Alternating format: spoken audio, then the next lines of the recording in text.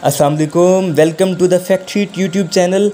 आज हम दुनियाए अरब के बड़े नासूर इसराइल की बात करेंगे जो इस्लामी रियासत फ़लस्तीन पर काबिज़ है। इसराइल ने मुसलमान मुखालिफ एजेंडा और गम व गुस्सा की वजह से मुसलमान ममालिक में दरारें डाल रखी हैं, जिसका साफ मंज़र आपको अरब दुनिया यानी मिडल ईस्ट में वाज़े देखने को मिलेगा।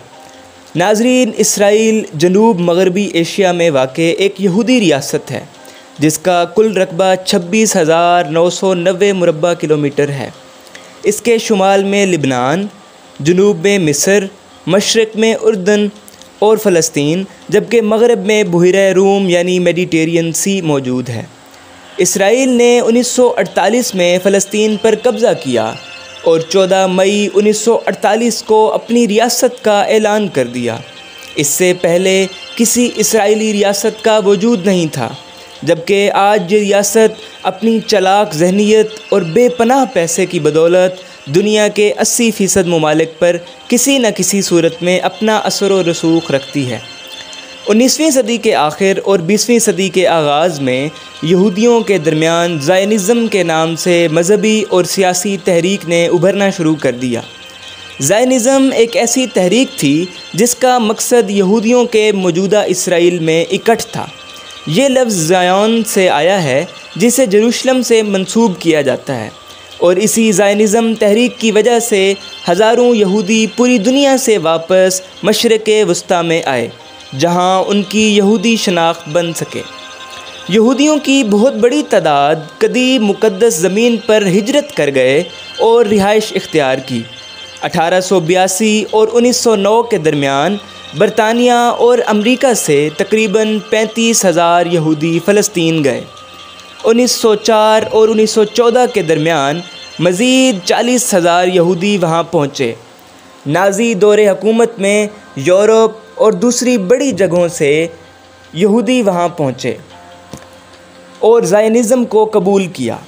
होलोकॉस्ट और दूसरी जंगे अज़ीम के इख्तिताम के बाद ज़ायनिस्ट अफराद के आज़ाद यहूदी रियासत के क़याम पर मुकम्मल तवज्जो दी। फ़लस्तीन में अरब ममालिक ने ज़ायनिज़्म तहरीक की भरपूर मज़ाहमत की और इन दो ग्रुपों के दरमियान परेशानियाँ बढ़ गई। दूसरी जंगे अज़ीम में इसराइल ने बरतानिया और उसके इत्तेहादी ममालिक की मदद की और मुआहदा किया कि जंग के बाद वो इसराइल बनाने में यहूदियों की मदद करेंगे, जिस पर वो रज़ामंद हो गए। ये मंसूबा 1947 में आखिरकार दुनिया के सामने आया, जब यूनाइटेड नेशंस ने फ़लस्तीन को दो हिस्सों यहूदी और अरब रियासत में तकसीम करने की करारदाद मंजूर की, लेकिन अरबों ने इसे मुकम्मल तौर पर रद्द कर दिया। मई 1948 में यहूदी एजेंसी के सरबराह डेविड बिन गोरियन ने आज़ाद रियासत के तौर पर इसराइल का ऐलान कर दिया। इस वक्त इसराइल की आबादी 88 लाख से ज़्यादा है, जिसमें 74% यहूदी, 17% मुसलमान और 5% दूसरे मज़ाहिब के लोग हैं। इसराइल का मौजूदा दारुल हुकूमत यरूशलेम है। इसराइल को बहुत से इस्लामी ममालिक ने अभी तक तस्लीम नहीं किया है। यहाँ की कौमी ज़बान हब्रानी है। इसके अलावा यहाँ कई हलकों में अरबी ज़बान भी बोली जाती है। नाज़रीन, दूसरी जंगे अज़ीम में जर्मनी के डिक्टेटर हिटलर ने बहुत से यहूदियों का कत्ले आम किया, जिसके बाद उसने अपनी तकरीर में कुछ यूँ अल्फाज कहे थे कि आज की तारीख़ मुझे जालिम और लाखों यहूदियों का कातिल समझती है, मगर एक दिन आएगा जब दुनिया मुझे ठीक कहे और समझेगी।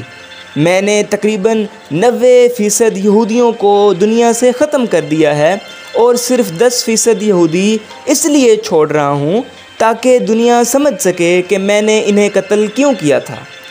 नाज़रीन, कहा जाता है कि इन यहूदियों ने उस वक्त जिस भी मुल्क में पनाह ली, उन्होंने वहाँ बहुत से फितने फसाद को जन्म दिया था, जिसकी वजह से हिटलर ने उन्हें दुनिया से ख़त्म करने का फ़ैसला किया था। इसराइल सीरीज़ के अगले पार्ट में हम इसराइल की सकाफ़त, माशी और दिफाई ताकत के हवाले से बात करेंगे और तफसील से इसराइल के इत्तेहादी और मुखालिफ ममालिक को डिस्कस करेंगे। अगर आपके इल्म में इजाफ़ा हुआ हो तो वीडियो को लाइक और शेयर ज़रूर करें और the fact sheet YouTube channel को सब्सक्राइब करें।